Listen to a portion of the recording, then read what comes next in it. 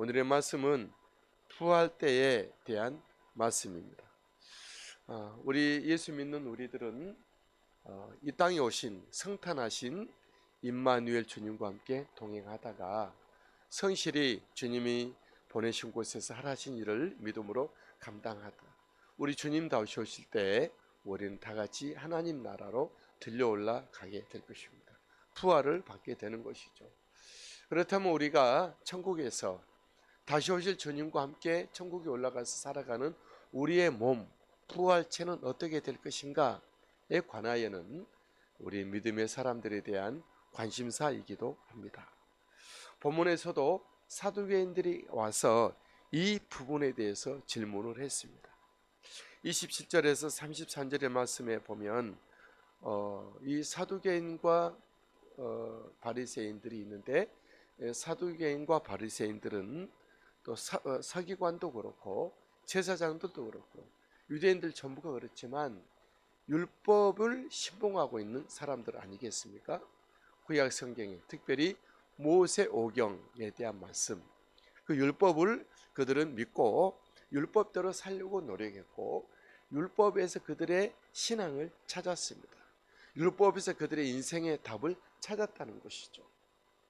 그런데 이 율법에 같이 율법을 신봉하는 사람들은 맞지만 사두개인과 바리새인들하고 차이점은 몇 가지가 있는데 그 중에 한 가지가 부활에 관하여서는 차이가 있었습니다. 바리새인들은 서민들 중심으로 해서 율법을 지키는 사람들인데 그들은 부활이 있다, 그렇게 말을 했어요. 서민들에게 소망이 되었죠. 사두개인은 종교적인 귀족들, 제사장들과 함께 친한 율법을 신봉했던 사람들인데 그들은 부활이 없다라고 말을 했습니다. 현세주의자들이었죠. 이때 부활이 없다고 여겼던 사두개인들이 예수님께 와서 부활체에 관하여 질문을 한 것입니다. 한 여인이 있었는데 그가 결혼하여 남편이 죽고 율법에 따라 상속자를 세우기 위해서 그 두 번째 동생이 그에게 아내가 됐고 이렇게 하여 7가지 되었는데, 일곱의 형제들이 다 그 아내를 취하였는데 그러면 부활이 있다고 말하는 예수님인데 그럼 부활 때 그 여인이 누구의 아내가 되겠습니까? 라고 이렇게 어려운 질문을 나름대로 해온 것이죠. 이때 주님은 이 부활이 없다고 믿고 예수님은 시험에 온 이 사두개인에게 부활에 관하여 이렇게 말씀하십니다. 여러분, 부활에 관하여 여러분들은 또 부활체에 대하여 어떤 생각을 가지고 계신가요? 우리의 부활이 있다고 다 믿지 않습니까? 우리가 이 땅에서 믿음으로 살다가 무덤 속에 들어가든지 우리의 몸이, 아니면 살아있을 때 주님이 다시 오실 때 우리는 그대로 들림받아 천국으로 인도함을 받을 텐데 그 무덤에서 부활이 되든 또 들려 올라가든 천국에서 우리의 몸이, 부활체가 어떤 몸일까요? 지금 이런 모습의 몸일까요? 아니면 지금보다 못한 몸일까요? 아예 육체가 없을까요? 영만 하나님의 나라에서 살게 될까요? 주님은 우리들의 부활체의 몸에 대해서 다음과 같이 말씀하셨습니다. 남성과 여성을 초월한 더 나은 몸이다, 이렇게 말씀하셨어요. 34절에 예수께서 이르시되 이 세상의 자녀들은 장가도 가고 십시도 가되 저 세상과 및 죽은 자 가운데서 부활함을 얻기에 합당히 여기는 자들은 장가가고 십시 가는 일이 없으며 말씀하셨어요.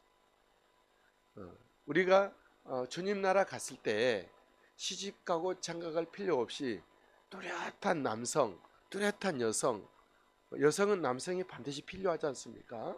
여성은 또한 남성이 반드시 필요로 하는 것이 우리들의 본질, 본성이 있는 것이죠. 그런데 천국에서는 그런 것이 없다라는 것이죠. 우리들이 남성과 여성상이 확실히 없다는 것이 아니라 그걸 초월할 정도로 더 놀라운, 더 정말 그런 간절함이 필요치 않을 정도로 완전한 우리의 부활체가 된다고 하는 말씀이죠. 어떤 사람이 이렇게 말할 때, 이 땅에서 우리의 남편이 너무나도 좋고 우리 아내가 너무나도 좋은데 천국 가서는 남편도 못 알아보고 우리 아내도 못 알아보고 그런 것이 아니죠. 분명히 지금의 남편보다 더 멋진 남편으로 우리는 행복하게 살 거예요. 지금보다 더 정말 사랑스러운 아내예요. 함께 천국에서 살 거예요. 우리 자녀들과 함께. 하지만 그렇게 시집가고 장가갈 그런 필요 없이 그보다 더 온전한, 무엇이라고 딱히 말씀드릴 수 없지만 더 완전한, 그것을 초월한 그런 우리들의 부활체라고 하는 것이죠. 여러분, 이 땅에서 우리 남성은 여성에게 끌리고 이런 것은 뭔가 우리에게 부족하여서 흡족하지 않아서 그런 것이거든요. 그런 모든 것들이 완전하게 채워진 완벽한 우리들의 모든 요구와 우리의 간절함이 다 채워져 있는 완전한 부활체의 모습이다라고 하는 것이죠. 두 번째로 우리의 부활체는 다시 죽을 수 없는 천사와 같으나 부활된 하나님의 자녀라는 것이죠. 36절, 그들은 다시 죽을 수도 없나니 이는 천사와 동등이요. 천사는 영원히 죽지 않습니까? 우리가 영생한다는 거예요. 다시 죽을 수 없는 영원히 산 우리들의 모습, 죽음이 없고 아픔도 없고 질병도 없고 이별이 없는 우리의 모습이라는 것이죠. 근데 우리의 부활체 모습은 천사보다 월등한 하나님의 자녀, 다시 말해 하나님 같이 된다는 것이죠. 하나님 같은 우리들의 부활체 모습이고, 몸만 그런 것이 아니고 우리의 마음과 생각과 우리의 감정과 우리의 모든 이성이 예수님의 모습으로, 우리 하나님의 모습, 하나님의 진정한 자녀의 모습으로 우리들이 부활하게 된다라는 것이죠. 이를 위한 근거를 주님이 말씀하셨어요. 우리들이 그렇게 정말 우리 신자들의 부활체 모습, 이 세상에서 뭔가 부족하여서 요구되는 그런 부활체가 아니라 완전히 그것을 초월한 우리들 부활체이고, 천사들과 같이 영생하는 우리들의 모습, 영은 죽지 않고 하나님 같은 우리의 모습으로 부활되는 근거를 두 가지를 말씀하셨어요. 첫 번째로는 하나님의 언약이, 아브라함에게 그것을 언약했고, 이삭에게 언약했고, 야곱에게 언약했고, 우리 하나님이 선지자를 통해서 성경을 통해서 언약한 부분이죠.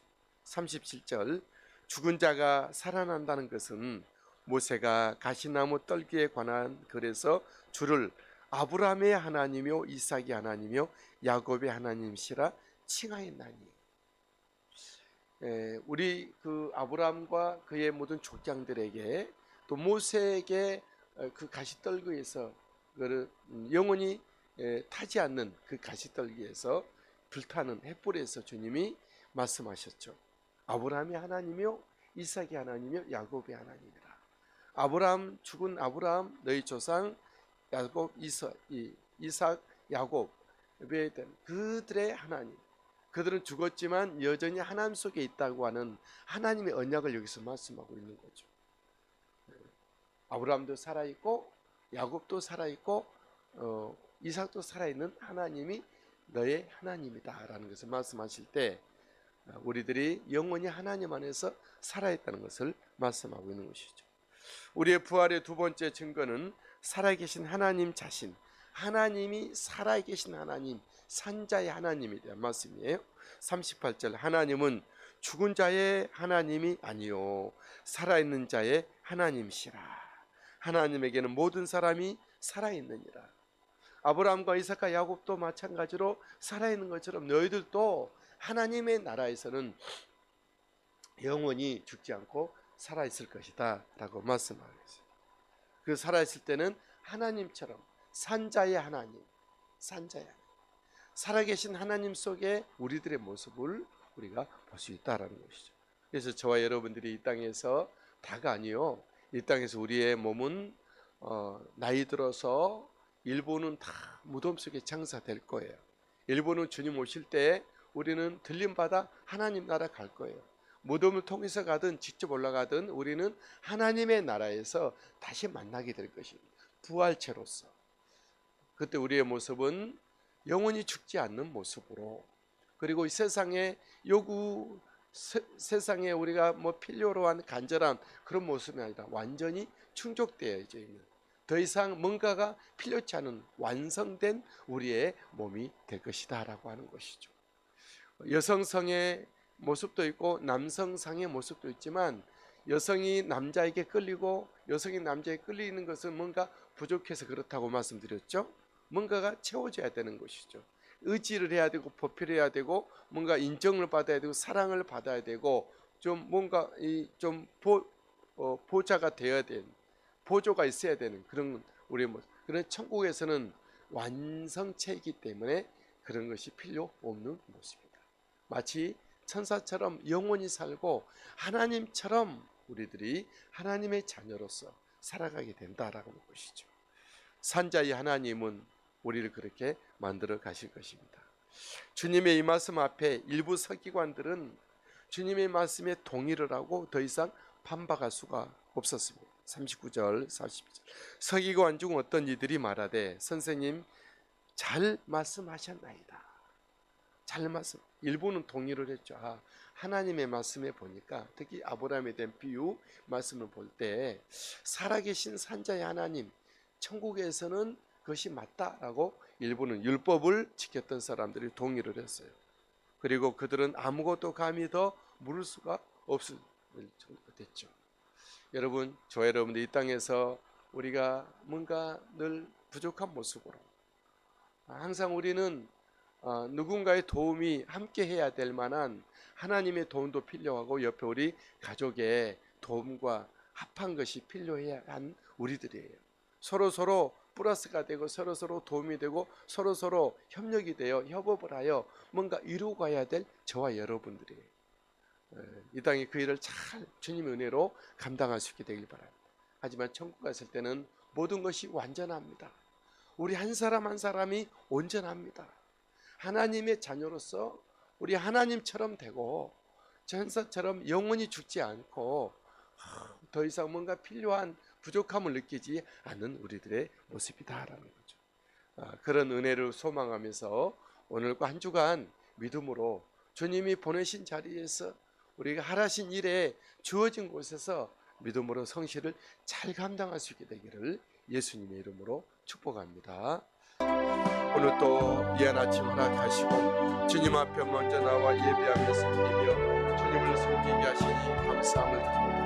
홀로 영광 받으시기 합당하신 하나님, 홀로 예배 받으시기 합당하신 하나님, 이 시간도 주님의 이름을 부르며 주님의 놀라운 성호를 자랑하고 선포하며 찬양하고 경배하며 의지하며 주님 이름으로 선포하며 나갑니다. 주님 함께 하시고 인도해 주시옵소서.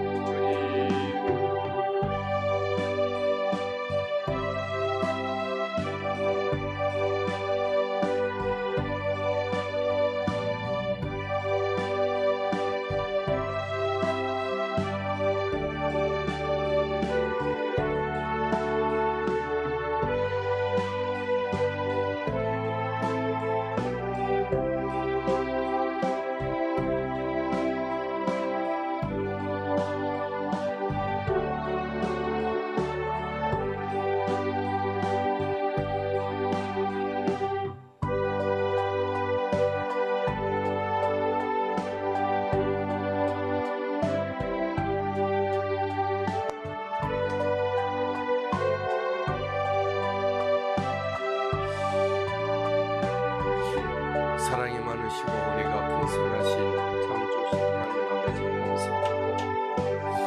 우리가 충고하며 기도하며 우리 믿음의 사람들 옛 아침에 또 깨어 기도로 새벽을 깨우며 주님을 섬기는 우리 믿음의 사람들과 함께 기도하며 간구하며 나가는 주님의 성령이 되시고 인도해 주옵소서. 성령께서 오셔서 우리에게 기도의 영을 다하여 주시고 우리의 기도의 거룩한 아버지 우리 입술을 주께서 인도해 주시고 우리의 모든 기도가 우리 주님의 놀라운 나라의 보좌 앞에 도달하고 하나님께서 들으시고 응답하시고 우리 하나님의 땅 가운데 주님 아름다운